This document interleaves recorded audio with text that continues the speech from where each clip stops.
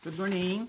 May na-receive pala akong gift sa birthday ko. Ay ito, nagbigay sa akin si Pastor ng gift. At ito ay binigay niya nung pumunta sila dito sa aking birthday. So ngayon guys, i-unboxing na natin dahil nga ay excited na rin ako na buksan. Thank you so much pala Pastor Arnold. At binigay mo to sa akin yung gift na ito.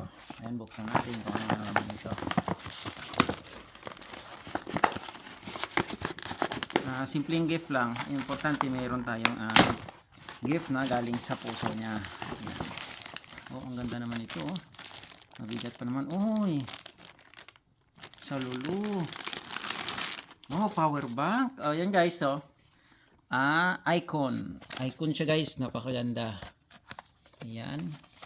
At pagkatapos niyan, buksan din natin dito. Ayan. Power bank. Ayan. Oh, ang ganda pala nito, oh. Ito siya guys, oh. An icon siya.